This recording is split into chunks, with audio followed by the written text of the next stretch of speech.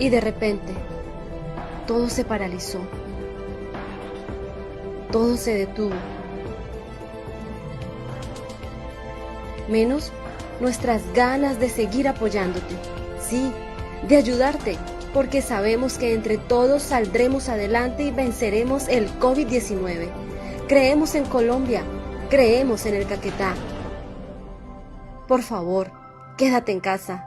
Una campaña de la Cámara de Comercio de Florencia para el Caquetá.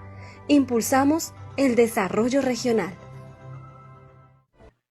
Muy buenas tardes para todos. Estamos conectados a esta hora en este Facebook Live, en donde, pues sin duda alguna, tenemos un tema de mucho interés, un tema que pues ha venido dando de mucho que hablar y que en la tarde de hoy pues vamos a hacer y hablar un poco más acerca de todo este tema importante, un tema que incluso al momento de pronunciarlo muchos se equivocan, pero es un tema que ha venido dando mucho que hablar en el sector empresarial y hoy la Cámara de Comercio de Florencia para el Caquetá le da la bienvenida a todos los que se están conectando a esta hora. Muy importante para todos ustedes, una temática y una alianza que ha hecho la Cámara de Comercio de Florencia para el Caquetá con la firma de abogados B2B, abogados y consultores, y que muy amablemente en esta tarde nos han querido ampliar el espectro de esta información que estaremos manejando en la tarde de hoy, en esta alianza, como les decía, y en donde sin duda alguna vamos a ampliar con los expertos en la materia. Tenemos al doctor Milton, a la doctora Ángela, a la doctora Daniela, quienes van a estar acá acompañándonos en esta tarde, a quien le expresamos y de antemano les damos el agradecimiento a la firma de abogados B2B, quienes son expertos en la materia, en este tema, y que sin duda alguna pues van a ampliar hoy la temática. Hoy quiero saludar al doctor Milton, a la doctora Daniela, y por supuesto a Ángela, que nos están acompañando en esta tarde para que pues podamos dar inicio a esta importante capacitación de los temas de la UGPP, Unidad de Gestión Pensional y Parafiscal.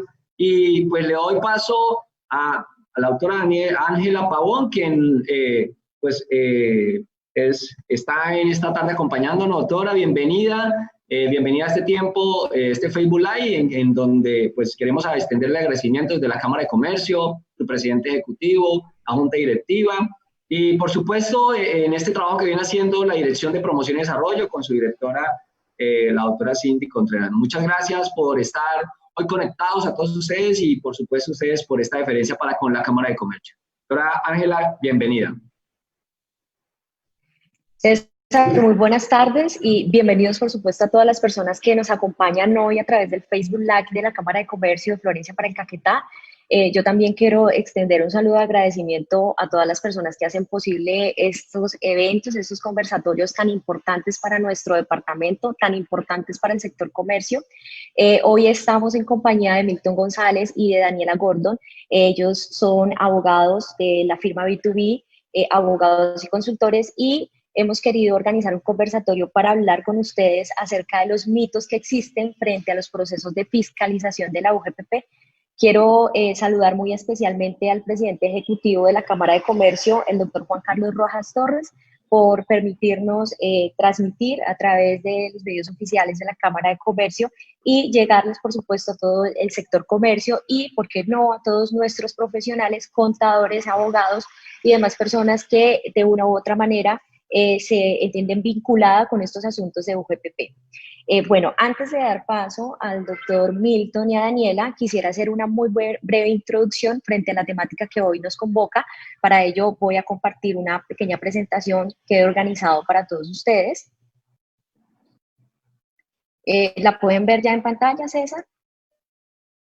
Sí, señora, ya estamos viéndola en pantalla. Ok, muy bien. Bueno, ese es el tema que nos convoca el día de hoy, mitos sobre los procesos de fiscalización de la UGPP, la agenda que queremos desarrollar con ustedes. Primero vamos a tratar acerca de la naturaleza de los procesos de fiscalización, vamos a hablar acerca del nivel de riesgo que existe en este tipo de procesos, cuándo se configura la firmeza de los aportes, la competencia de la unidad, la caducidad de las acciones, Vamos a hablar acerca de los cobros coactivos que adelanta esta entidad, en qué consisten los acuerdos de pago, un tema supremamente importante, el recurso de revocatoria directa y finalmente las demandas que proceden ante la jurisdicción de lo contencioso administrativo. Bien, muchos de ustedes de una u otra manera, para las personas que están hoy conectadas con nosotros, han escuchado hablar de la UGPP, han tenido conocimiento de ella, no sé si de buena o de mala manera, pero sé que han escuchado de estas siglas UGPP. La UGPP significa Unidad de Gestión de Pensiones y Parafiscales. Es una unidad administrativa especial del orden nacional que se encuentra adscrita al Ministerio de Hacienda y Crédito Público, y una de sus principales funciones es la de investigar y perseguir la evasión y la elusión en el pago de los aportes al sistema de seguridad social en Colombia. Pues bien, este sistema de seguridad social está a su vez conformado por 6 subsistemas, entre ellos tenemos salud, pensión, riesgos laborales, cajas de compensación familiar, ICBF y SENA. Y la misión institucional de la UGPP consiste básicamente en generar cultura de pago a través de varias acciones, una de ellas de carácter persuasivo, de sensibilización y la que más nos interesa a nosotros, las de fiscalización. La UGPP es una entidad que está ubicada en 4 ciudades principales de nuestro país: Bogotá, Medellín, Cali y Barranquilla. Bien, vamos a hablar un poco acerca del marco normativo de esta entidad. Empezamos con la Ley 1151 del 2007, el entonces Plan Nacional de Desarrollo del expresidente Álvaro Uribe Vélez, que creó esta figura de la UGPP, encargada inicialmente de la gestión de las obligaciones pensionales. Luego, a través del decreto ley 169 del 2008, se le establecen las funciones a esta entidad y básicamente todas ellas estaban encaminadas a la administración del régimen pensional. Posteriormente, ustedes lo pueden observar, a partir de la ley 1607 del 2012 y en adelante, todas son reformas tributarias por las cuales ha atravesado el país y todas han incorporado importantes funciones para la entidad, para la unidad administrativa de la que tanto estamos hablando. Una de las más importantes precisamente es la primera, la ley 1607 del 2012, porque fue precisamente esta ley, esta reforma tributaria, la que le otorgó unas facultades especialísimas de fiscalización y cobro a la UGPP y se convirtió en una entidad encargada básicamente de la fiscalización y el recaudo de la seguridad social, convirtiéndose así en la DIAN de la seguridad social. Y es ahí donde empieza a recobrar muchísima importancia esta entidad. Luego, a raíz precisamente de estas 5 reformas tributarias, se le asignaron unas funciones supremamente importantes, entre ellas la de solicitar información, la de verificar la exactitud de las declaraciones, autodeclaraciones tributarias que hacemos todos al sistema, investigar los hechos generadores de obligaciones, pueden solicitar aclaraciones a las inconsistencias que encuentren en los aportes que realizamos, pueden realizar visitas de inspección, citar o requerir a los aportantes, ordenar la exhibición de libros, cruzar información. Esta labor es supremamente importante porque forma parte de los procesos de fiscalización, hacen un cruce de información no solamente con entidades del orden público, sino también privadas, pero unas de las más importantes son las del Registro Único de Aportantes, el Sistema Integral de la Información de la Protección Social, DIAL, Compensiones, ICBF, SENA, entre otras. Por supuesto que tiene funciones sancionatorias y de recaudación, como lo mencionaba hace un momento, y adelanta o tiene facultades para adelantar procesos de cobro coactivo. Bien, el resultado de esos cruces de información que adelanta esta entidad, pues arrojan una serie de situaciones bien importantes. Lo primero es que determinan si nosotros percibimos ingresos, si esos ingresos son por lo menos superiores a un salario mínimo, si nos encontramos o no afiliados al Sistema General de la Seguridad Social y así las cosas si hacemos aportes a la planilla integrada de aportes. Bien. Ahora, todos nos preguntamos quiénes están obligados a realizar aportes al Sistema General de la Seguridad Social. En principio, lo que la norma indica es que todas las personas, sean estas naturales o jurídicas, que devenguen un salario mínimo, ¿sí?, al menos un salario mínimo o más, están en la obligación de realizar aportes al Sistema de la Seguridad Social en calidad de cotizantes. De tal suerte que el universo de obligados en esta materia pasamos por independientes, empleadores, empleados, por supuesto, y pensionados. Dentro del universo de los independientes están los rentistas de capital y otras personas que ya más adelante entraremos a profundizar. Bien, quiero concluir con esta gráfica muy interesante que nos habla acerca de los procesos de fiscalización, el proceso de fiscalización de la UGPP, que es un proceso de determinación, y se denomina así proceso de determinación porque precisamente busca determinar si estamos haciendo correctamente los aportes al sistema de la seguridad social. Bueno, antes de empezar con el proceso de determinación, la UGPP puede adelantar acciones de carácter persuasivo. Estas acciones persuasivas están dirigidas a invitar a las personas para que normalicen sus aportes al sistema. Hacen básicamente un llamado de atención al empresario. Muchos de estos llamados de atención, que son cartas con una intención un poco oscura, porque las más de las veces no nos indican solamente el año, pero no nos indican, por ejemplo, el mes o los meses en los cuales hemos incurrido en inexactitud, omisión o mora. Adicionalmente, si somos empleadores, tampoco se nos indican los empleados los cuales hemos dejado de cotizar. Así que son cartas muy, muy confusas que pueden llevar a una serie de situaciones que posteriormente tienen que ser analizadas de la mano de sus asesores laborales y tributarios. Bien. Deben tener en cuenta que estas acciones persuasivas es una especie de avanzada de una auditoría, no es una auditoría en sí misma, pero tienen que saber que cuando les llega una carta en este sentido de acción persuasiva, su empresa normalmente está, o si es una persona natural, está siendo objeto de un chequeo preliminar por parte de la UGPP que posiblemente puede terminar en un proceso de fiscalización. Bien, ahora sí, pasando el proceso de fiscalización en sí mismo, decimos que este tiene 3 etapas. La primera es la fiscalización, luego viene la liquidación y finalmente concluye con el recurso de reconsideración.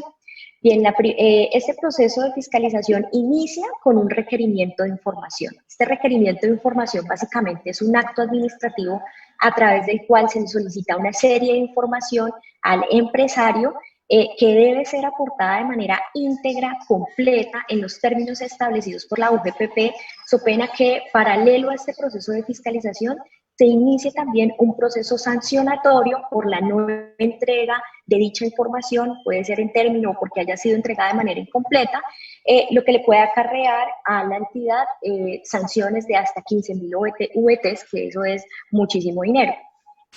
Bueno, esta información debe ser entregada de acuerdo con los parámetros establecidos por la UGPP. Si se trata de empresas o empleadores mejor, debe estar conforme lo establecido en la resolución 922 del 2008.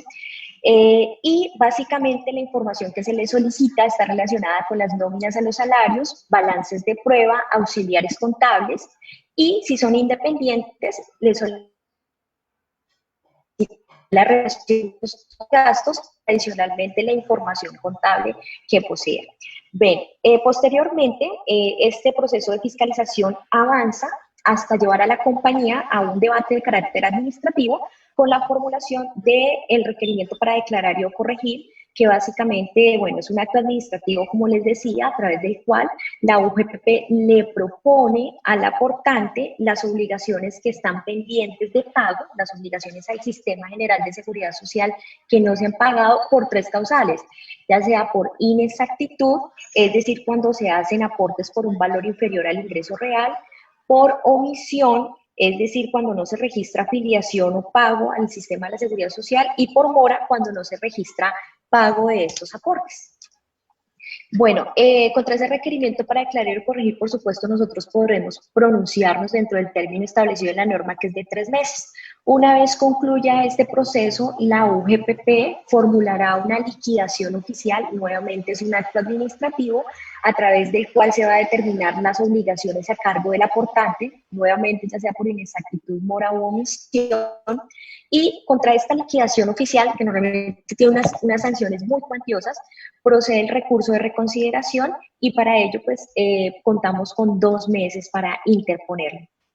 Una vez se encuentre en firme este acto administrativo, el siguiente paso es que la UGPP podrá iniciar procesos de cobro persuasivos y coactivos. El persuasivo no es obligatorio, así que pueden iniciar inmediatamente con el coactivo, y es aquí en esta etapa donde empezamos a ver los famosos embargos de cuentas, embargos de bienes raíces, remate de nuestros bienes, y eso es de donde se nos complica mucho las cosas para los empresarios. Bueno, eso era lo que les quería compartir, una pequeña introducción a la temática que hoy nos convoca. Ahora sí, vamos a hablar en extenso con Milton acerca de los mitos de los procesos de fiscalización que adelanta la unidad. Muchísimas gracias. Queremos conversar sobre los mitos que se ciernen sobre la UGPP.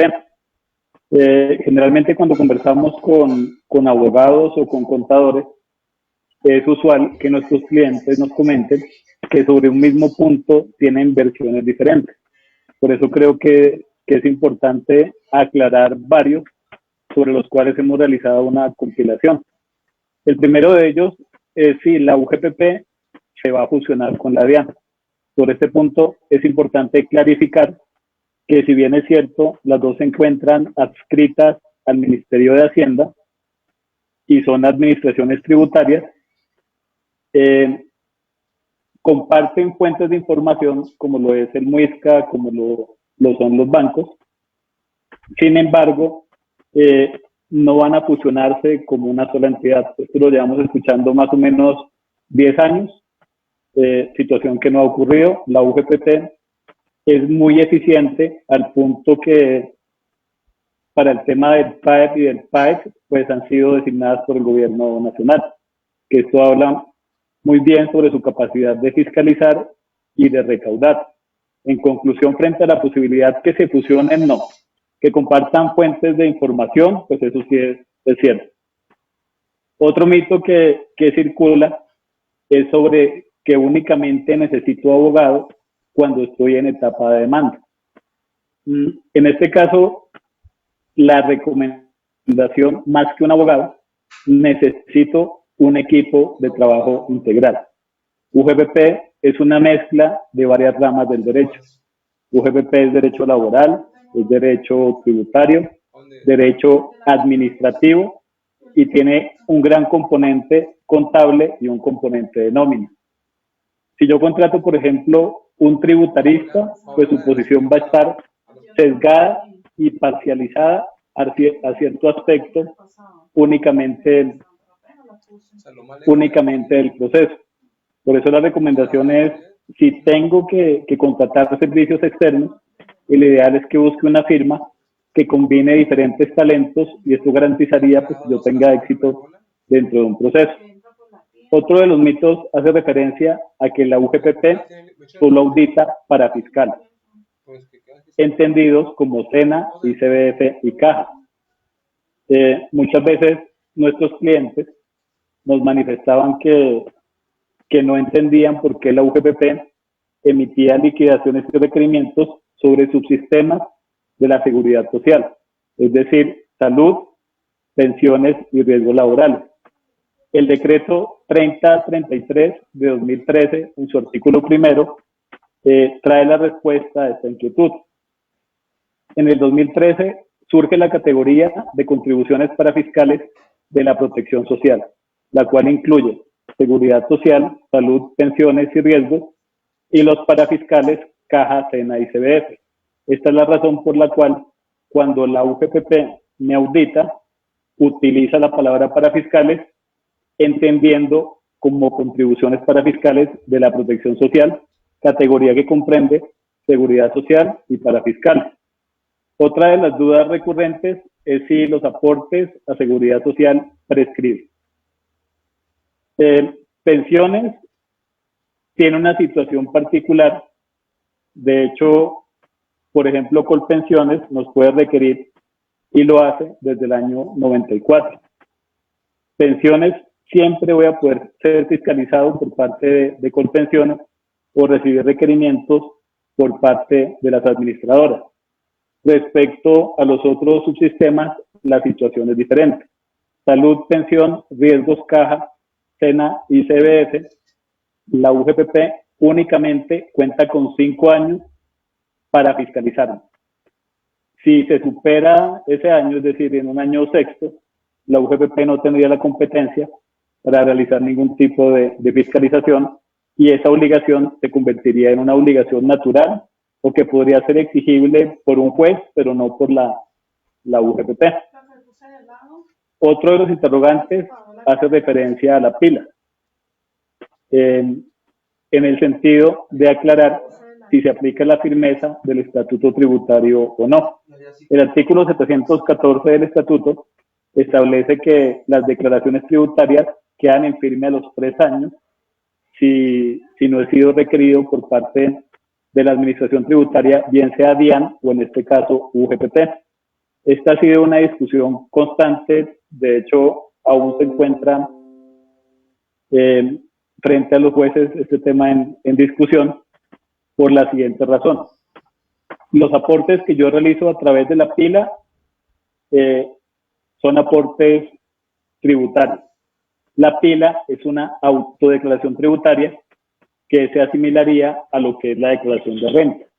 Es decir, cuando yo liquido por mis trabajadores periodos y bases, estoy haciendo declaraciones tributarias.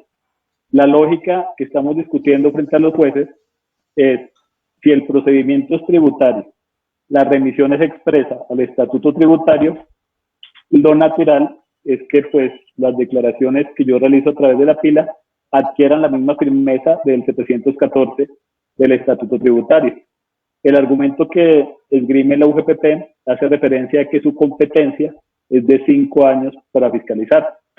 Este punto se armoniza cuando tenemos en cuenta que en el estatuto tributario la conducta de omisión, la DIAN tiene 5 años para requerir a los administrados. Es decir, no existiría contradicción si interpretamos el 714 en los procesos UGPP en el sentido que cuando sea una conducta de omisión, la UGPP cuenta con 5 años para fiscalizarnos, pero si es una conducta de inexactitud en la declaración, pues estaríamos hablando únicamente de los 3 años. Otro de los interrogantes es si diligencio mal la pila, la UGPP puede iniciar un proceso penal. Aquí tenemos que aclarar en primer lugar que la conducta de evasión en Colombia se convirtió en un tipo penal, al igual que la conducta de elusión. Si yo de manera dolosa manipulo una declaración tributaria presentando información que se comprueba que es inexacta, pues puedo ser sujeto de un proceso penal. Sin embargo, que la UGPP me inicie un proceso penal, no, ellos no son competentes, podrían denunciarlo, caso en el cual, pues, hipotéticamente tendríamos que enfrentarlo. ¿Qué hemos notado dentro de la práctica? Que cuando la UGPP encuentra, por ejemplo, evidencia que nos estamos pasando como empresa en el límite de las horas por las cuales nuestros trabajadores están laborando y que no contamos con la autorización del ministerio, UGPP oficia y pues se nos abre un proceso ante el Ministerio del Trabajo. Pero UGPP que nos pueda iniciar un proceso penal o que nos pueda sancionar por conductas como horas extras o temas de aprendices, no lo hacen porque pues ellos tienen su límite de competencia, que es la exactitud en la autodeclaración, es decir, si lo hice bien o lo hice mal. Otra de las dudas hace referencia a si es mejor no entregar información a la UGPP. Muchas veces las empresas no entregan la información y con el transcurrir del tiempo enfrentan un proceso sancionatorio. El proceso sancionatorio con la UGPP, si yo no entrego la información en los formatos y con la calidad que ellos me solicitaron, yo puedo ser acreedor a una sanción de hasta 5.000 VT, que pues es un monto bastante elevado. Perdón, 15.000 VT. Sin embargo, si a conciencia, cuando yo entregue la información, la UGPP me va a sancionar por un monto mucho mayor, la estrategia que muchas empresas utilizan es no entrego la información, enfrento el proceso sancionatorio y como cada reforma tributaria trae beneficios para los procesos sancionatorios, me acojo al beneficio y pago el 50% de la sanción, que ya no serían 15.000 VT, sino 7.500. Esa estrategia es recomendable, pues si estoy en ese escenario, pero para estar seguros que realmente debo ese dinero, pues lo recomendable sería auditarme y dependiendo del resultado de la auditoría podría tomar la decisión si entrego o no entrego la información. La peor estrategia es entregar a medias la información, entregarla de manera extemporánea, caso en el cual yo tendría que enfrentar dos procesos, el proceso de determinación y el proceso sancionatorio. La sanción del proceso por no entregar la información puede llegar a las 15.000 VT. Sin embargo, las sanciones por el proceso de determinación, si mi conducta es inexactitud, puede llegar al 60%, que pues es un montón de dinero también. En conclusión, si es mejor no entregar la información, pues el paso 1 sería revisar realmente cómo estoy frente al sistema y evaluar el costo económico de entregarlo. Si yo siento que en el caso de ser sancionado los valores pues no van a ser tan altos, la sugerencia sería entregar la información con calidad, no enfrentaría el proceso sancionatorio y únicamente el de determinación, o mejor aún, pago lo que realmente se debe y no me expongo a ser sancionado. Cuando inicia el proceso de determinación en la primera etapa, que es el requerimiento para declarar o corregir, la UGPP me puede sancionar hasta con un 35%. Entonces, si yo conozco que la situación de mi empresa es la que les describo, la mejor alternativa sería pagar y cuando llegue el requerimiento para declarar o corregir, no voy a ser sancionado o en el caso hipotético, pues va a ser un valor ínfimo.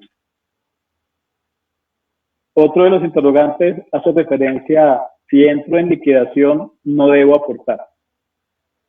Esta es una decisión muy compleja, que muchas veces algunas empresas dicen, pues no me interesa el proceso UGPP porque igual yo voy a entrar en liquidación y pues simplemente no pago. Pues es un tema complicado porque de entrada existe un concepto en derecho tributario que es el de responsable solidario.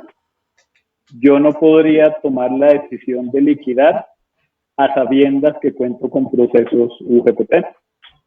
Si yo ignoro la existencia de un proceso de fiscalización UGPP, liquido la empresa, la deuda no desaparece frente al sistema, sino me la van a trasladar a mí como liquidador y como responsable solidario. Entonces, en el caso que yo esté pensando liquidar mi empresa, pues lo mejor es incluirla y seguir el procedimiento de ley.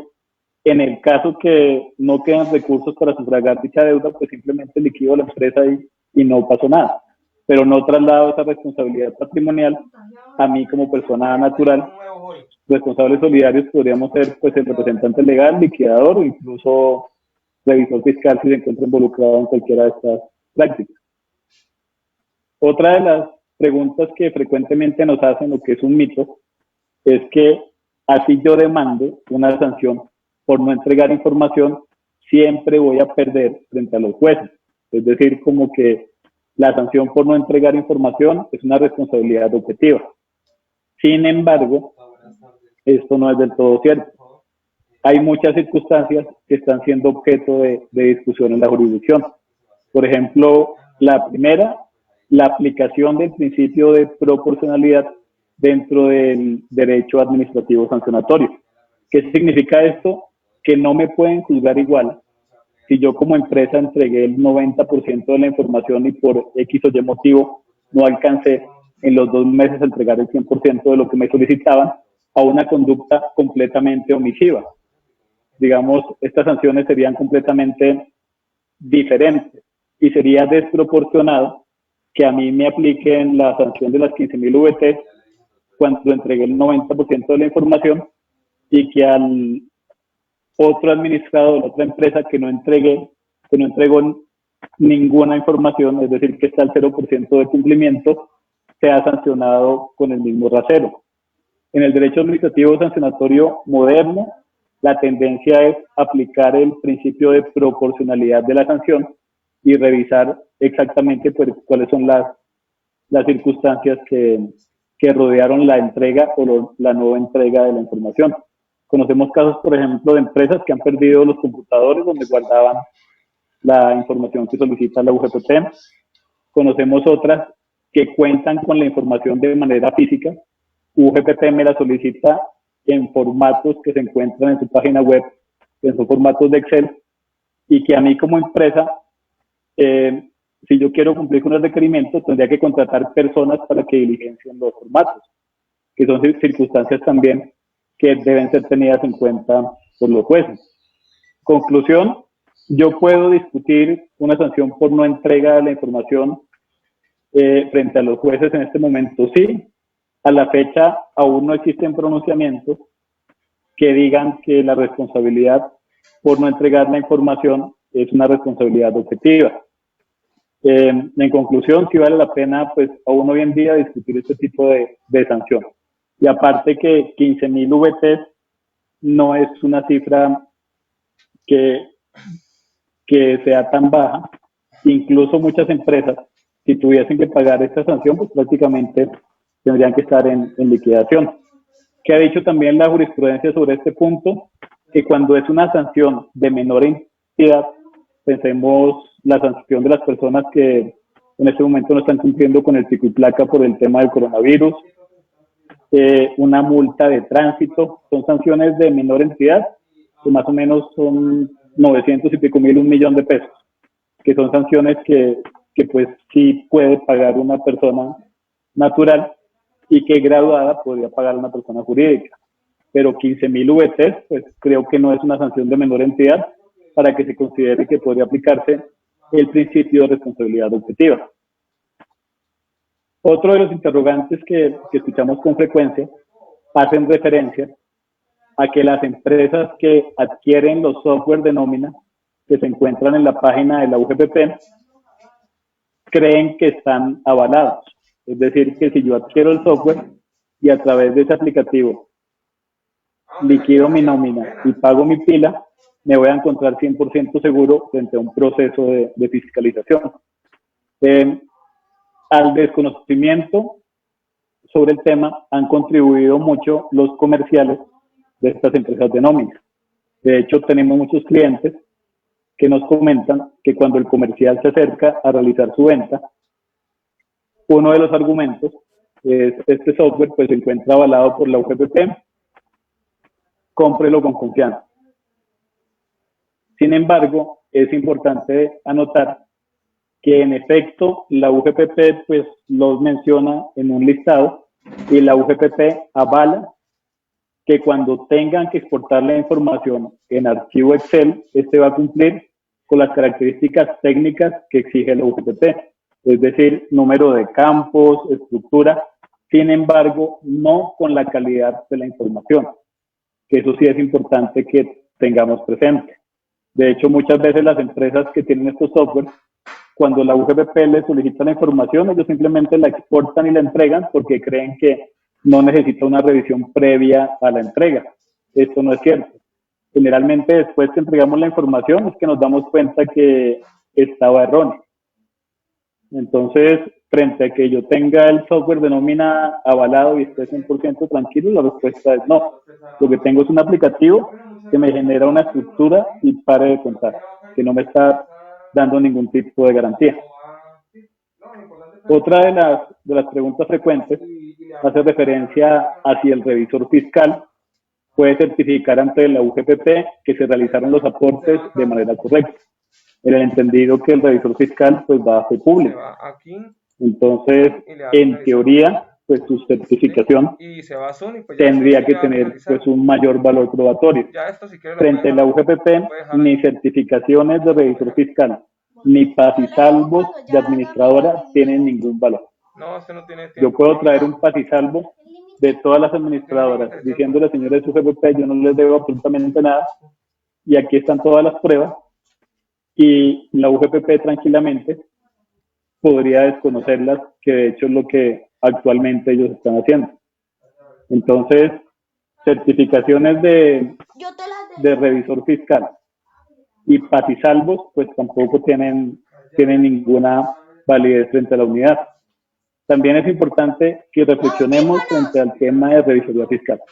Nosotros, año tras año, sin importar el tamaño de la firma que contratemos, si es una grande, si es una pequeña, si es una de las 4 que ahorita están en problemas, se supone que año tras año la revisoría fiscal está certificando que yo estoy razonablemente realizando los aportes conforme a lo exige la ley. Cuando la UGPP nos fiscaliza, prácticamente hace un shock dentro de la empresa porque encontramos que se supone que año tras año yo he estado pagando de manera correcta mis aportes, pero cuando soy fiscalizado, pues tengo deudas que incluso pueden llegar a los miles de millones. Esa es una invitación tanto para el rol del revisor fiscal frente al tema de los controles, que ya simplemente no puede ser nómina contra pila, sino tiene que ser un tema mucho más profundo para que realmente esa certificación pues tenga algún tipo de valor en un proceso que adelante la UGPP. Otro de los interrogantes frecuentes hace referencia a los bonos Sodexo y a los bonos Big Pass, que incluyo aquí también lo que son los aportes a fondos de pensiones voluntarias. Durante años, Sodexo, Big Pass, los aportes a fondos de pensiones voluntarias, nos vendieron la idea que estos aportes o que los dineros que la empresa utilicen estos bonos para darle a sus trabajadores no son constitutivos de salario per se, es decir, por sí solos. Que si yo le entrego a un trabajador un bono Sodexo, pues automáticamente sobre dicho bono Sodexo o Big Pass yo no voy a tener que aportar. Frente a la UGPP, eso no es cierto. De hecho, la UGPP hemos visto casos donde ha tomado los bonos incluso como salarial. Recordemos que tenemos 3 grupos cuando yo voy a realizar la liquidación y pago de mi nómina. Tengo el grupo de lo salarial, el grupo de lo no constitutivo de salario y un tercer grupo que son las herramientas, las cuales recibe el trabajador no para su beneficio, sino para realizar la labor contratada y no hacen base. El bono Sodexo puede estar en cualquiera de los 3 grupos. Si yo no realizo un pacto de salarización adecuado, el bono Sodexo será salarial. Si yo tengo un pacto de salarización y este cumple con los mínimos UGPP, será considerado un pago no constitutivo de salario y únicamente hará base cuando supere el límite del 40%. O este mismo bono Sodexo podría ser considerado una herramienta y no ser tenido en cuenta para la liquidación de aportes. Por ejemplo, en el caso que ese bono Sodexo sea un bono de gasolina y yo se lo entregue a mi empleado comercial, gerente, representante, para que realice la labor contratada. Por ejemplo, visitar clientes, conseguir nuevos negocios, etc. Entonces, bonos Sodexo y Big Pass que por sí solos no sean salario, no. Depende de la estructuración correcta.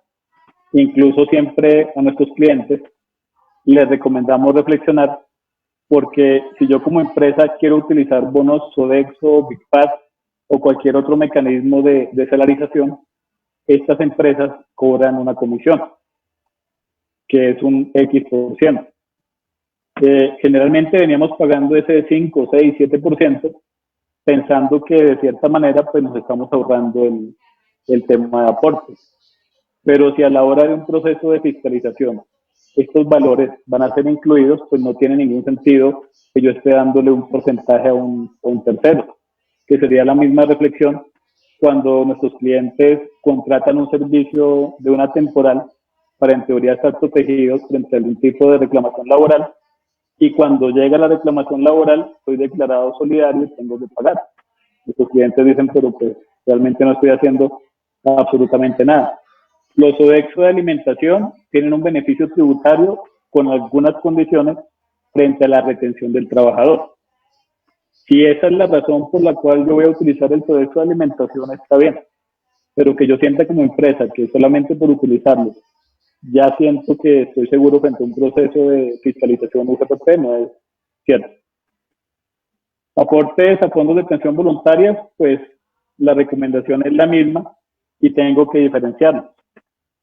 Cuando se puso de moda el tema de flexibilizar y de salarizar, encontramos que los fondos se acercaban a las empresas prometiéndoles que estos valores pues, no van a ser tenidos en cuenta jamás como salario. y muchos clientes nuestros llegaron al extremo del 50% del ingreso del trabajador, entregarlo por nómina, y el otro 50% consignarle una cuenta de aportes a fondos de pensión voluntarias que el trabajador retiraba mes a mes. Cuando la UGPP fiscaliza y encuentra que más me demoro en depositar estos valores a la cuenta de aportes a fondos de pensión voluntaria del trabajador, que él en sacarlos, pues realmente lo que estoy haciendo es inventarme una figura para no pagar aportes y me estoy acercando a la ilusión. El objeto de los fondos de pensión voluntaria es pensar en un riesgo cierto que es la vejez. Si yo tengo un plan institucional en el cual diseñamos estos aportes pensando en la vejez del trabajador, o que quizás solamente los pueda retirar en el momento que finalizamos la relación, UGPP respeta que no sean salariales. Si por el contrario mi trabajador los puede retirar cuando quiera y generalmente es mensualmente, UGPP los toma como salario, ni siquiera como no constitutivo.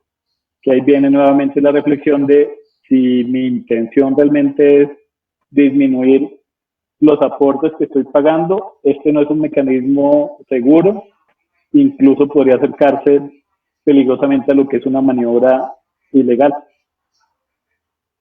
Otro de los interrogantes frecuentes hace referencia a si la UGPP solo fiscaliza los pagos que encuentra en nómina. La respuesta es no. UGPP hurga en toda la contabilidad, en todas las cuentas, no solamente las relacionadas con pagos habituales a los trabajadores. Ellos van a revisar absolutamente todo, rastreando por la cédula en el PUC, y cualquier valor que encuentren lo van a incluir. Pensemos en cuentas como taxis y buses, alojamiento y manutención, viáticos, la que ustedes quieran, donde ellos puedan rastrear un pago con cédula, pues lo van a incluir dentro de la base. Por eso, la posición que teníamos hace muchos años, abogados y contadores, que hacía referencia a que los pagos sobre los que no queremos aportar los manejemos únicamente por contabilidad, excluyéndolos de la nómina, hoy en día no tienen ninguna validez. Esto funcionaba cuando SENA y CBF únicamente fiscalizaban nómina contra pila. En ese escenario, pues, sí podríamos decir que lo que estaba incluido en contabilidad, pues, prácticamente estaba de cierta forma seguro.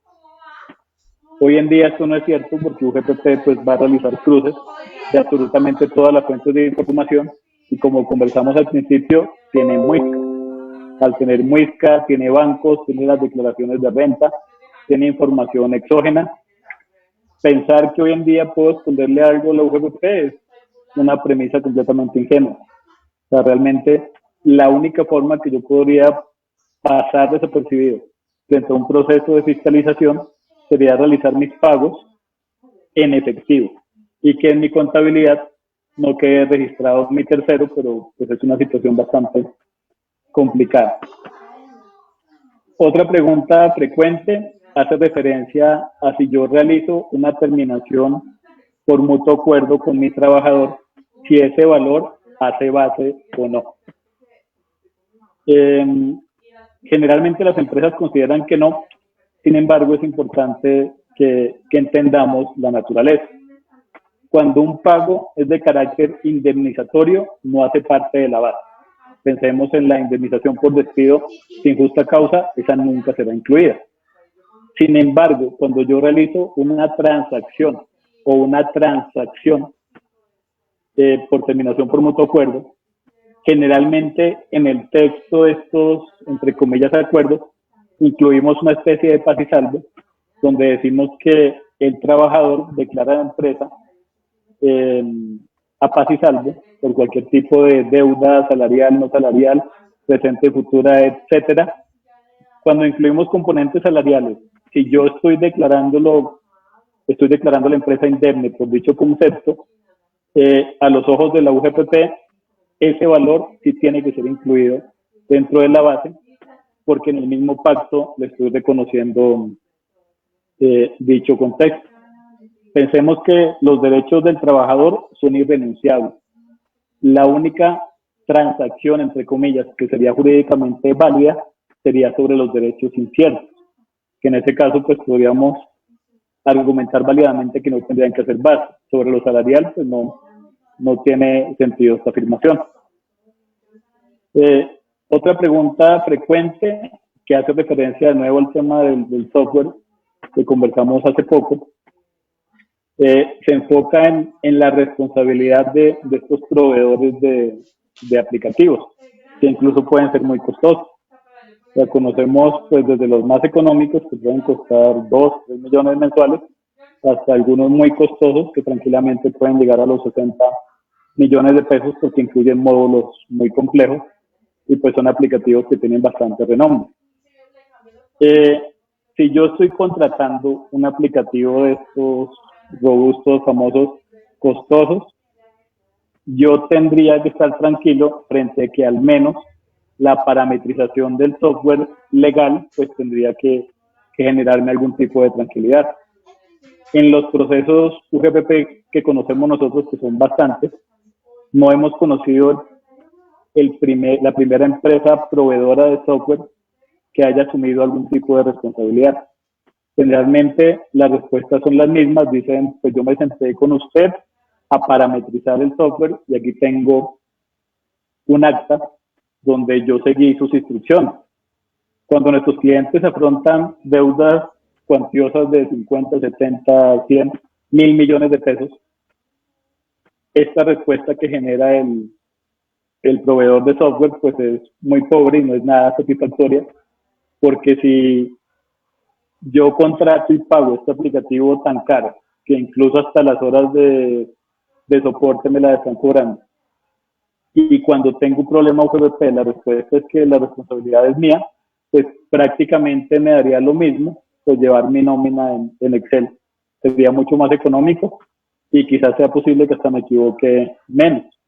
Por eso, recomendación frente al punto de mi proveedor es revisar qué dice mi contrato, si tenemos alguna cláusula de responsabilidad, que lo lógico sería que si yo estoy pagando tanto dinero, pues tenga algún tipo de garantía por parte de él frente a la calidad, al menos de la parametrización.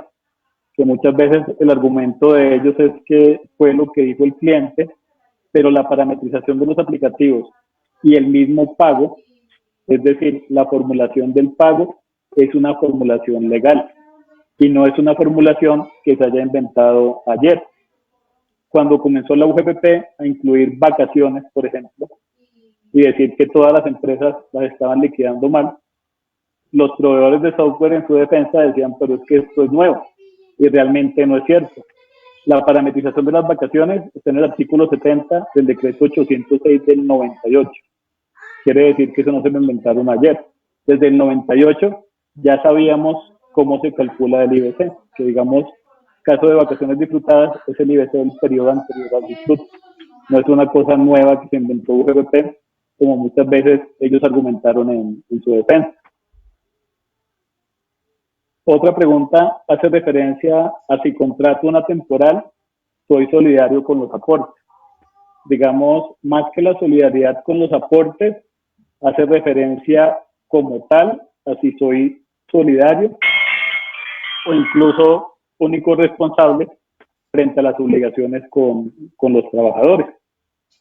Si el trabajador es de la temporal, el responsable lógicamente va a ser el empleador.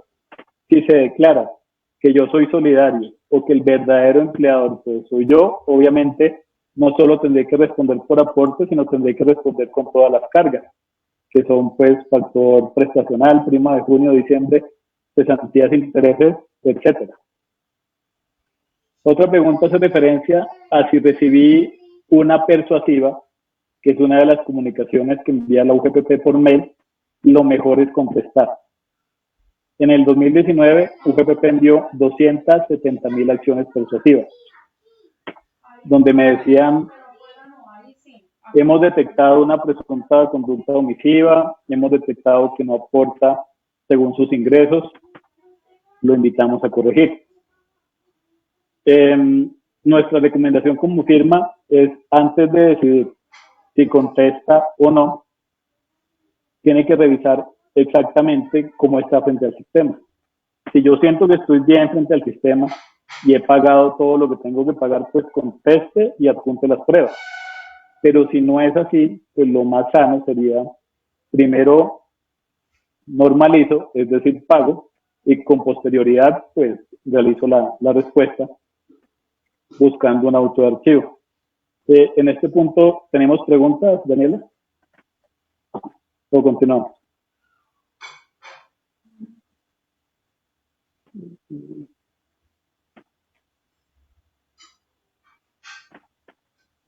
Sí, aquí nos están preguntando sobre los beneficios.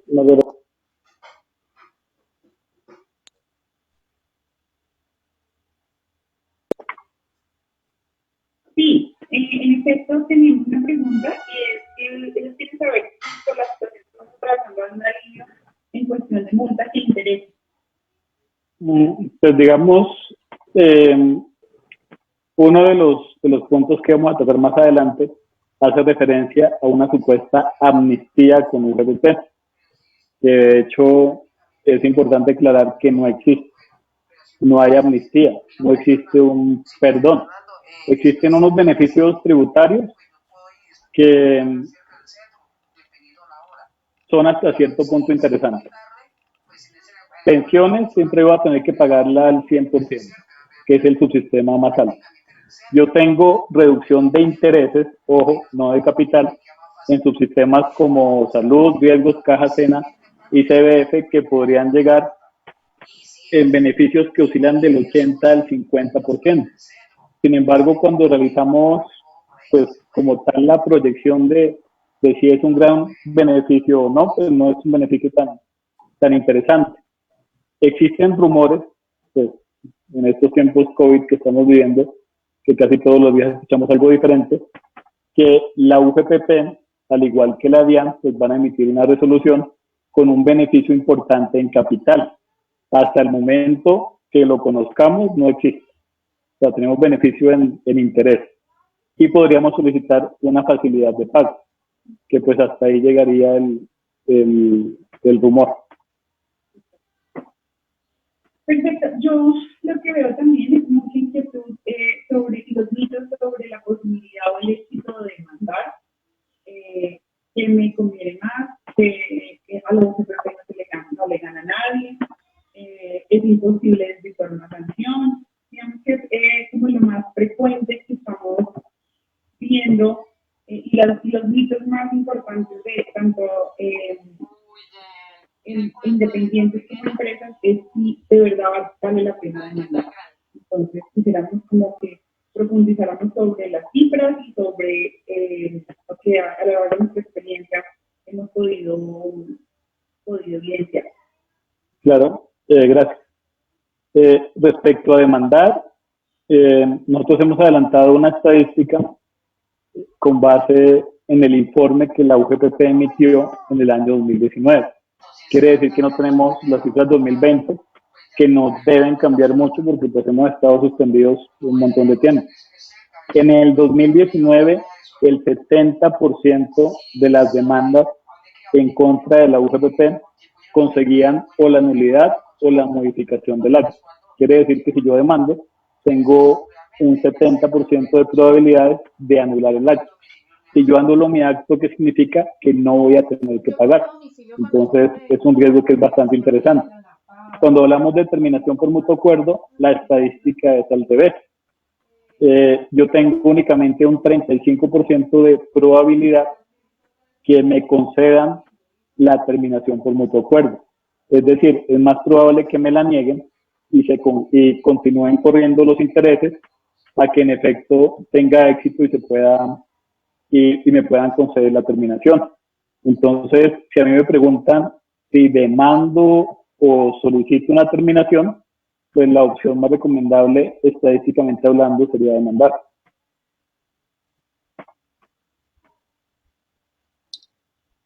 Perfecto. Doctor Milton también nos está preguntando sobre el contenido de las acciones persuasivas.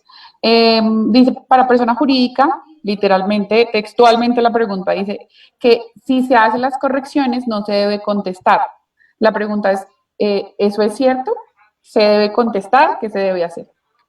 Claro, cuando son personas jurídicas, bueno, y naturales, tenemos que entender que quien realiza los cruces no es un funcionario, es un software que tiene la UGPP. Entonces, si yo le voy a contestar a un software, pues para el software es indiferente mi respuesta. Si yo quiero no aparecer más dentro de los cruces que realiza el software, yo tendría que pagar para no aparecer en los parámetros de búsqueda. Me explico. En Colombia existen un poco más de 1.500.000 empresas. ¿Dónde le doy? Pensemos en esa cantidad. Pensemos que todos realizan un pago de pila mensual, que todos sean juiciosos. Tendríamos un universo de 3 millones de registros que estarían circulando. Si le sumamos medios magnéticos, tendríamos 4.500.000 registros que la UGPP está cruzando. Si, por ejemplo, ellos encuentran que la suma de mis pagos por concepto de salarios a mis trabajadores da 10 millones de pesos y que yo estoy aportando en pila por un salario mínimo o no estoy aportando por todos, si yo no quiero aparecer en esos cruces, pues simplemente tengo que realizar el ajuste.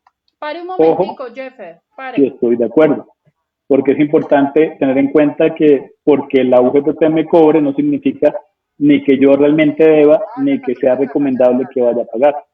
Esa es una estrategia que únicamente se justificaría en el caso que realmente pues, deba o reconozca que no he estado haciendo las cosas del todo bien.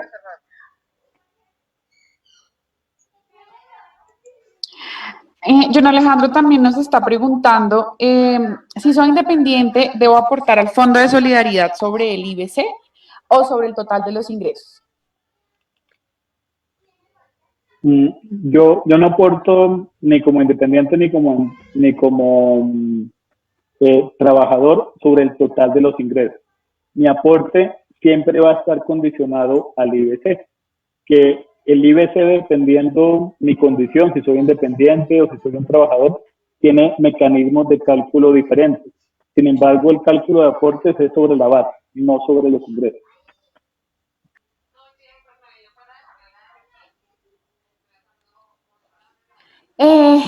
Otro de los mitos importantes que queremos aclarar en esta charla es si todos los independientes deben aportar sobre el 40% de los ingresos.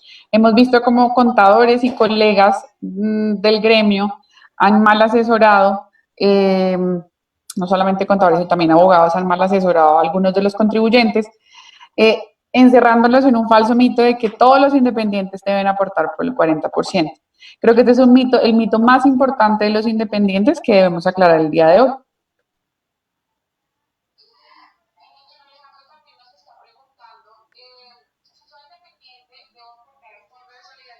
En este punto que menciona Daniela, es importante anotar pues varios rumores que circulan. El primero es que el independiente debe tomar su declaración de renta, dividirla entre 12 y así tiene que realizar los aportes. Este mito surge porque la UGPP implementó esta práctica, frente a la cual los jueces han dicho que es ilegal, que la UGPP no es competente para inventarse estas metodologías, que la declaración de renta no es la herramienta ideal para calcular el monto de aporte. Una posición que es muy clara, porque la declaración de renta en el estatuto tributario se encuentra diseñada para el cálculo de un tributo específico que es la renta. Si leemos el artículo donde se encuentra consagrada, en ningún momento dice la declaración de renta también podrá servir para calcular los aportes a las contribuciones parafiscales. No dice eso. La declaración de renta tiene un fin único, que es calcular un tributo de manera anual. Entonces, notemos que los aportes que yo realizo a través de la pila son de manera mensual. Quienes implementan esta idea sugieren que yo debo tomar mis ingresos declarados en renta del año pasado, dividir entre 12, presumir unos ingresos y comenzar a pagar. Esto es completamente desfasado porque la realidad del independiente no es esta. El independiente, pues, uno, no tiene certeza de cuál va a ser el valor de sus ingresos mes a mes. Puede que yo tenga unos meses muy buenos, puede que tenga unos meses muy malos, o pensemos el caso de los agricultores, puede que yo esté en pérdida todo el año y tenga unos periodos muy cortos donde mis ingresos aumenten. ¿Cuál es la metodología correcta? Tengo que tener en cuenta los límites. Yo no puedo aportar por menos de un salario mínimo. No puedo aportar por más de 25 salarios. Ojo, siempre y cuando perciba ingresos. Ejemplo, si yo soy independiente y no tengo ingresos en enero, o mis ingresos son inferiores a un salario mínimo, yo no estaría obligado a aportar. Cuando estoy obligado a aportar, lo máximo que va a ser mi tope van a ser 25 salarios. Por ejemplo, si yo recibí 100 millones de pesos, mi IBC no van a ser los 100 millones de pesos, van a ser los 25 salarios. No voy a aportar más que eso. O si yo como empleado estoy aportando ya por 25, estoy más allá del bien y del mal y pues no tendría que realizar un nuevo aporte.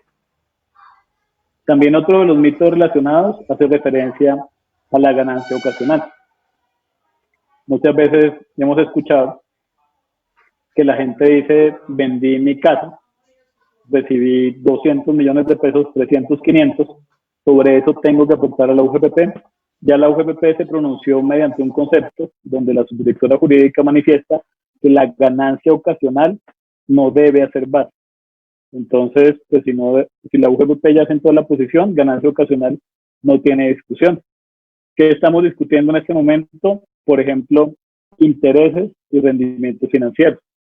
Si yo recibo, por ejemplo, el rendimiento financiero de un CDT, a efectos DIAN, la lógica tributaria es que yo tengo que restarle a este ingreso el componente inflacionario.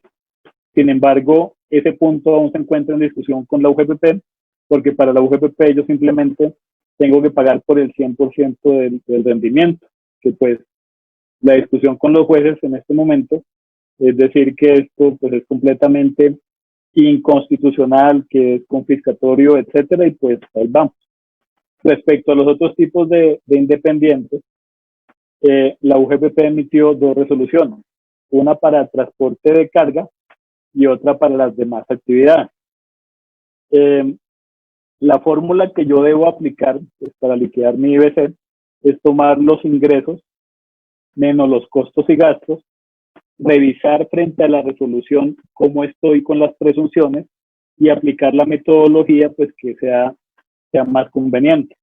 Generalmente, en los casos que hemos visto, es mucho más conveniente aplicar las resoluciones porque cuando yo pretendo probar mis costos y gastos, UGPP únicamente me acepta los del 107 del Estatuto Tributario, es decir, factura. Si yo no tengo factura o si tengo factura, pero esta no cumple con los criterios de causalidad de la UGPP, pues ellos simplemente me lo desconocen y pues voy a tener que pagar mucho más. Entonces, frente a independientes, la recomendación que estamos manejando en este momento como firma es, uno, concentrar ingresos.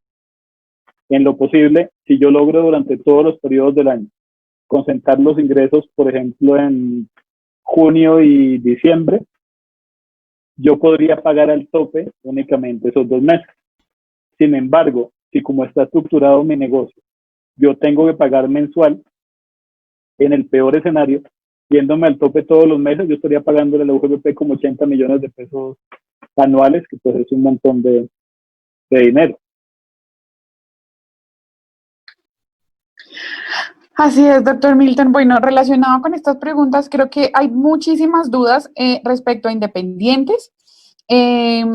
Una de esas es precisamente el tema de cómo debe aportar una persona que solo tiene ingresos por dividendos. Esto está muy relacionado con el tema de rentistas de capital.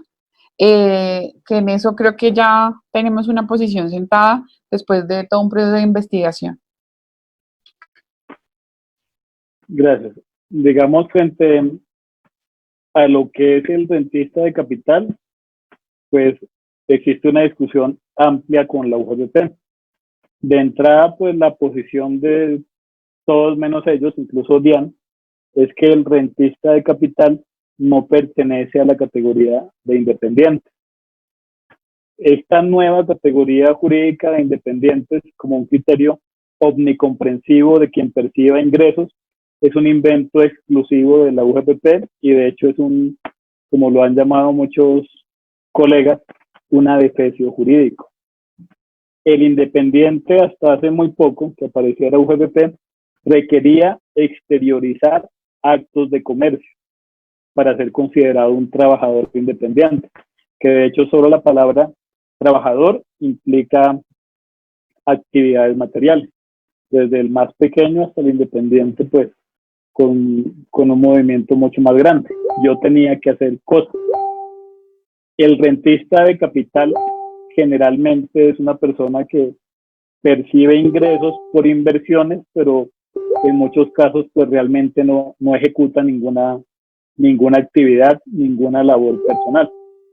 De hecho, por esta razón, muchos ni siquiera estaban afiliados a nada, a salud, pero como beneficiarios del esposo, de la esposa, pero que en algún momento ellos hubiesen considerado que eran trabajadores independientes y que se encontraban obligados a afiliarse, pues muchos se encontraron con la sorpresa de estos requerimientos, que decían, pero pues yo tengo 50 y tantos años, ya me van a poner a aportar, ¿para qué? ¿Por qué ocurrió el fenómeno? Porque UGPP crea una categoría de independientes que depende exclusivamente del ingreso.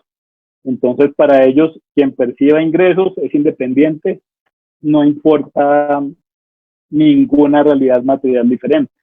Pensemos, por ejemplo, en un pensionado, que generalmente ellos durante su vida laboral pues van comprando inmuebles pensando en alquilarlos y en el futuro pues engrosar un poco más su ingreso. Para la UGPP, si yo soy pensionado y tengo un arrendamiento, soy un independiente y pues tendría que aportar. Entonces, a ese nivel estamos llegando. Frente a los dividendos por acciones, la discusión está en que para la mayor parte de las personas que están estudiando el tema, si son ingresos no constitutivos de renta, yo no debo aportar. La posición UGPP es, no me importa el tipo de ingreso, simplemente usted tiene que aportar.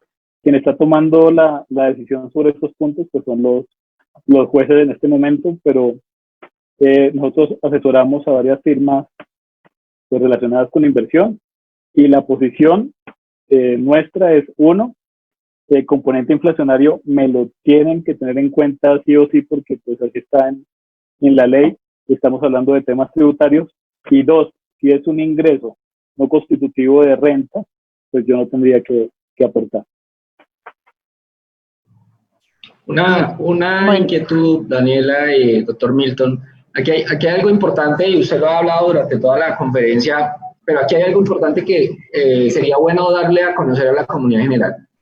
Uno de ellos es cuál es la defensa de las personas, de aquellos que son de una manera u otra afectados por la UGPP y como usted muy bien lo ha dicho digamos, en algunos conceptos que ha dado de adefesios jurídicos que no tienen nada que ver con la realidad, digamos incluso normativa, pero que ha afectado y de hecho ha llevado a quiebra, y digamos desde la Cámara de Comercio nos hemos dado cuenta que muchos empresarios han quebrado y se ha dado, digamos, debido a precisamente fiscalizaciones de la UGPP de una manera, digamos, como que sobrepasa todo el tema normativo, absurda y además, pues, digamos, adicionándole a todo esto, todo el tema de asesoría y bueno, y cómo se presentan los diferentes, digamos, tiempos de respuesta y bueno, todo esto, pero independientemente de eso, siempre hay una situación que se presenta y digamos que al público en general también le interesa el saber dónde yo puedo, por ejemplo, a diferencia de diferentes entidades del Estado, que uno tiene una forma de defensa jurídica desde el mismo, incluso la misma DIAN, tiene la Defensoría del Contribuyente, bueno, la UGPP, digamos, yo ante quién me puedo quejar si estoy mirando que me han determinado de manera equivocada o están haciendo, digamos, o tomando una decisión que sin duda alguna me está afectando como empresario o como independiente o, bueno, las diferentes, digamos, posiciones o diferentes tipos de ingresos dependiendo del contribuyente o la persona, me están afectando y sin duda alguna están afectando mi pecunio, mi patrimonio, de una manera equivocada, por supuesto, y que tengo que esperar hasta que llegue a un proceso de un juez para entonces yo defenderme. O sea, eso es un absurdo frente a muchas situaciones, porque aún incurriría el contribuyente en unos costos, unas costas que tiene que incurrir para pagar un abogado para después decir, sí, usted tiene toda la razón, pues porque ya lo define un juez. La pregunta es, y puntualmente, ¿qué defensa tiene una persona cuando se da cuenta en los procesos, de acuerdo a las normas, de acuerdo a las leyes, que está haciéndose de manera equivocada y que de manera arbitraria, como lo ha venido haciendo la OGPP? De hecho, no recuerdo si fue en El Espectador o en El Tiempo, salió un artículo que la OGPP era considerada como una oficina de Envigado. Y sin duda alguna, uno se pone a mirar todo esto y una de las formas que está afectando mucho al empresariado en Colombia y como que nadie dice nada, pues es la UGPP. En algún momento nosotros desde la Cámara de Comercio empezamos a trabajar un tema desde el Congreso de la República y pues se paró ahí porque entramos en unos procesos y bueno, se paró ahí porque el tema, pues sin duda alguna, si se quisiera hacer algo es desde allí.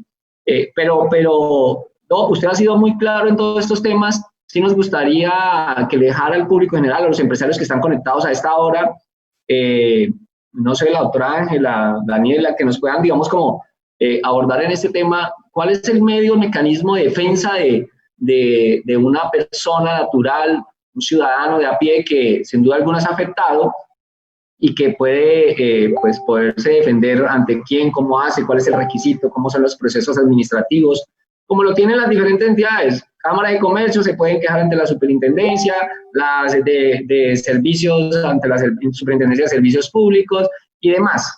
UGPP, ante quién se puede usted quejar como ciudadano de a pie frente a un proceso que sin duda alguna muchas veces es violatorio de todos los principios y derechos constitucionales. Entonces, pues quisiera dejar esa pregunta, no sé si hay alguna de pronto que nos quieran ampliar este tema.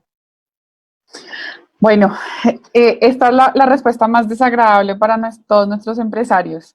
La respuesta es no. Nosotros llevamos en esta defensa, de hecho lo hemos hecho desde el punto de vista gremial, ¿sí? Digamos que a diferencia de todas las firmas que se han dedicado pues al 1 a 1, al negocio 1 a 1, nosotros nos metimos de lleno en los temas gremiales. Apoyamos el sector del transporte, apoyamos a diferentes gremios en la consecución de diferentes fines. Y la respuesta es no. De hecho, no hay. Lo más grave del tema es que no hay. Desde nuestra experiencia hemos intentado todo. Hemos intentado denuncias de procuraduría, hemos intentado una y mil cosas y obviamente la respuesta siempre es, hay una súper congestión, el volumen de fiscalización es muy grande para el personal. De hecho, no sé si ustedes, los que están presentes en esta charla, se han dado cuenta que las acciones persuasivas tienen una información que induce al error al contribuyente. Primero nos dice, acción persuasiva año 2017. Y posteriormente abajo nos dice, no le estamos diciendo que usted corrija de aquí para atrás, simplemente le estamos diciendo que adopte una mejor conducta. Eso es falso porque 6 meses después me llega una apertura de fiscalización formal mediante un requerimiento de información. ¿Cuál es nuestra recomendación? Tratemos de digamos que resolver o cambiar los mitos. Aquí, por ejemplo, veía unos mitos en el chat que decían, no, es que el IBC del independiente es con la declaración de renta del periodo anterior. Ese tipo de mitos generan, y entendemos, porque la unidad no tiene un precedente fijo. Pensemos que la DIAN, digamos que ya todo está absolutamente zanjado porque hay un precedente proveniente del Consejo de Estado en este punto y por lo menos durante unos 8 o 10 años no vamos a tener nada fijo. ¿qué es lo importante? Que sepamos qué decisiones han adoptado los jueces durante estos casi 5 o 6 años que llevamos litigando en contra de la unidad. ¿Mm? Entonces, que sepamos, por ejemplo, que los jueces nos han dicho la presunción de ingresos es ilegal. Mensualizar una declaración de renta que no es el impuesto, no es la declaración válida para poder mensualizar aportes a seguridad social, a las contribuciones para fiscales, pues digamos que todo ese tipo de decisiones nos han hecho construir como firma a favor de muchos gremios, ese tipo, no podríamos llamarlo precedente porque no cumple con las condiciones necesarias para un precedente jurisprudencial, por lo menos tenemos un precedente, le digo yo, en decisiones. Esto lo hemos construido en el transcurso de este litigio. Por eso nuestra intención en este espacio es también matar de alguna manera esos mitos.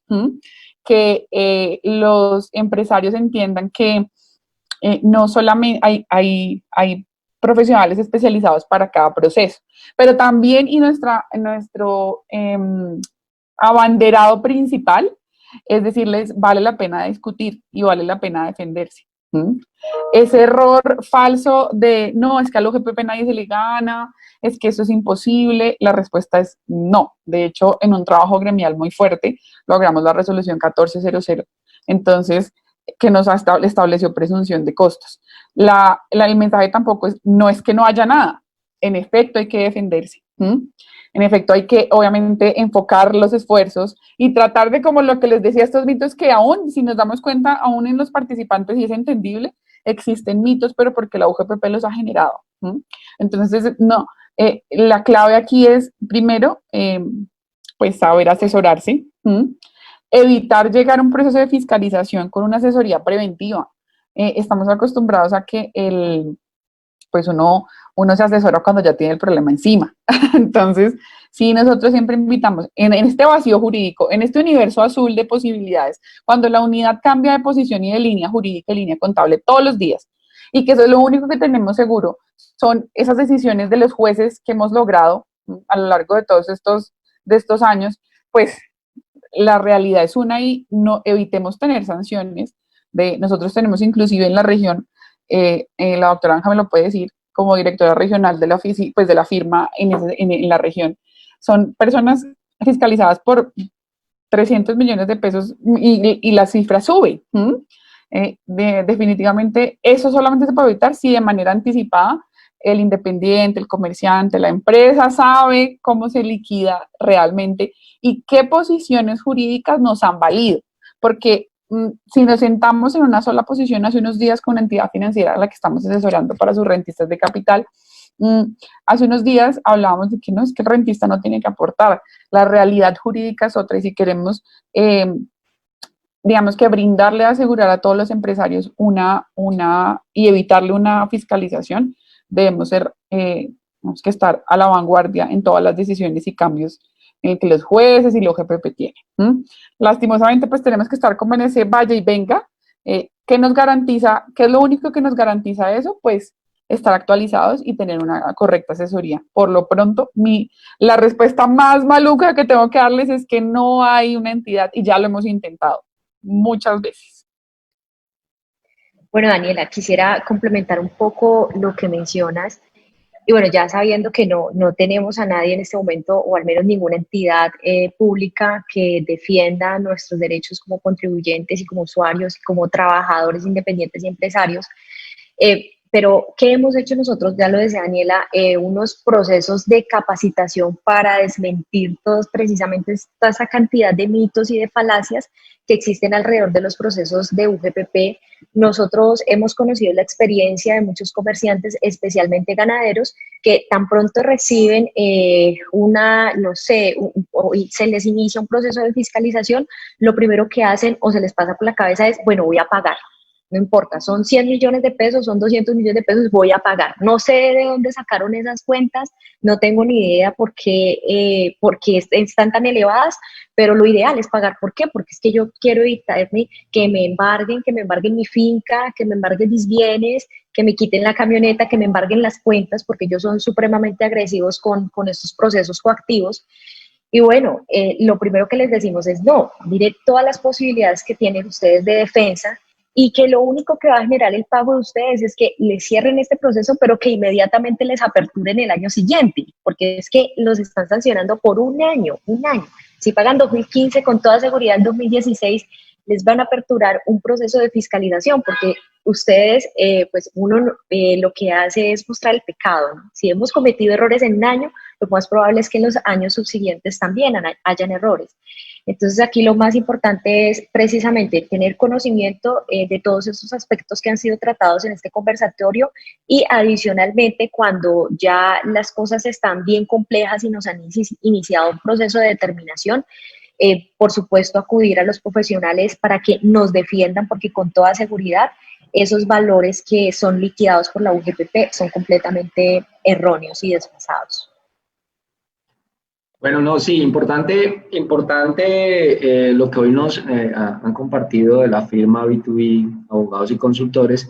Digamos que todo esto son, ustedes muy bien lo han enfocado como mitos, ¿no? Hay muchos mitos respecto al tema de la UGPP y producto de eso muchas veces se han generado equivocaciones y errores y uno de los más frecuentes es precisamente en los procesos que hacen de requerimientos y en donde sin duda alguna pues muchas veces por el producto de esos requerimientos persuasivos se inducen al error. Y vuelvo y les decía, esto es un tema que es supremamente delicado porque, digamos, si uno va al trasfondo se están violando derechos. Y nosotros, digamos que desde Cámara de Comercio y a través de Confecámaras vamos a seguir trabajando en el tema, porque es un tema que tiene que tratar el Congreso definitivamente.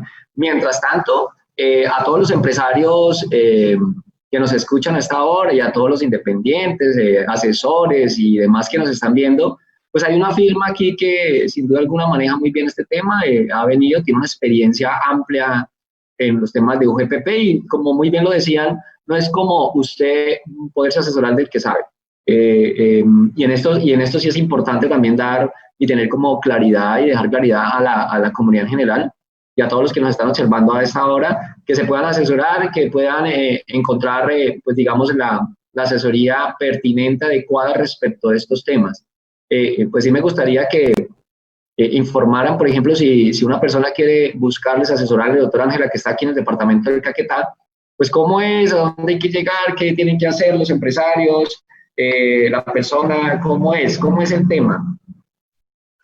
Bueno, César, muchas gracias por preguntar.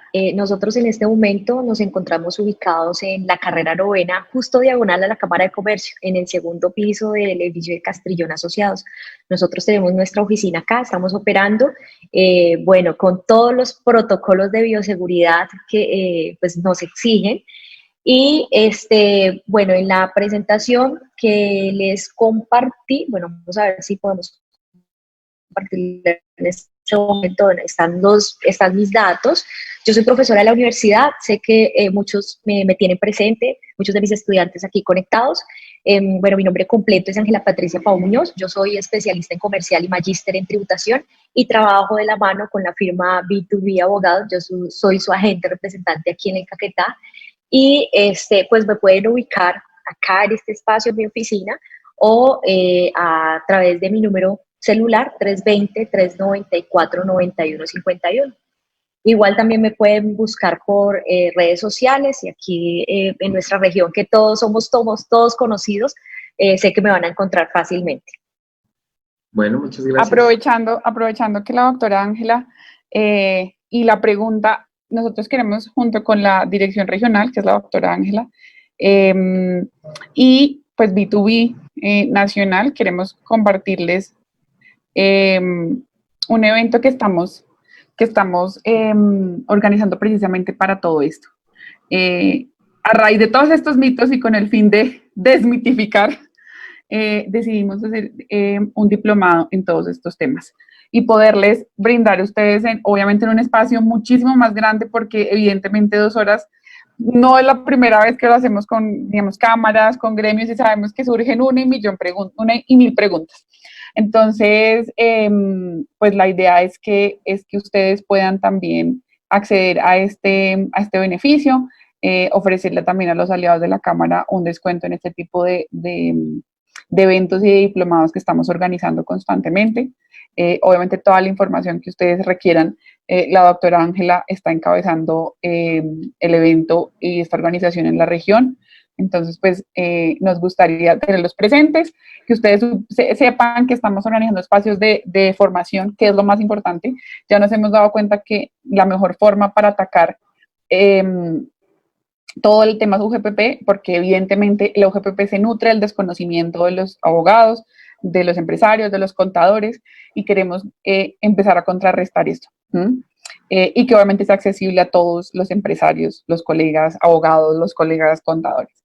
Entonces, pues aprovechando, ya que nos pregunta respecto a esa asesoría, les queremos presentar esta opción para todos los que estén interesados.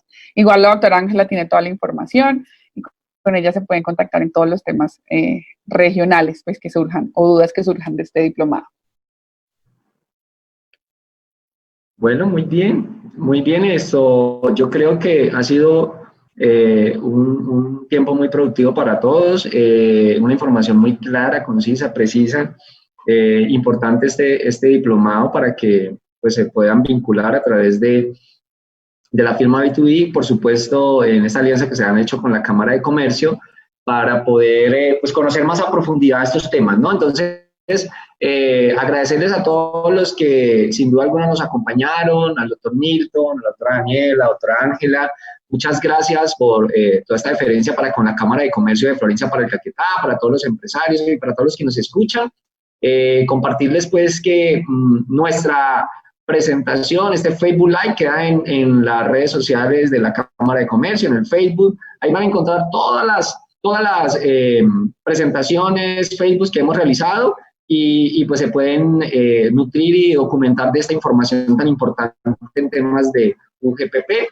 Hemos tenido muy buena acogida en estos temas de capacitaciones que se han hecho con importantes conferencistas que primero son de talla nacional y segundo pues que manejan muy bien el tema. Agradecerles, invitarles para el día de mañana. Estaremos dando un tema también muy importante para los empresarios y que ya tiene un plazo de vencimiento, y es a partir de las 4 de la mañana estaremos hablando del régimen simple de tributación con el director seccional de la Dirección de Impuestos Ciudadanos Nacionales, Caquetá, y pues estaremos hablando de estos temas tan importantes para todos ustedes. Agradeciendo a todos los que a esta hora están conectados, y recuerden que mañana a las 4 en punto estaremos hablando de un nuevo tema, o de un tema que es de interés también para todo el departamento y por supuesto para toda Colombia. Muchas gracias, doctora Ángela, muchas gracias, doctora Daniela, al doctor Milton, agradecerle por ese tiempo y este espacio. Esperemos seguir contando con esta alianza que hemos realizado con la firma B2B, abogados y consultores, y poder seguir hablando de ciertos temas que, por supuesto, ustedes manejan muy bien. Muy agradecido, muchas gracias a todos. Hasta luego para todos. Mil gracias por su asistencia.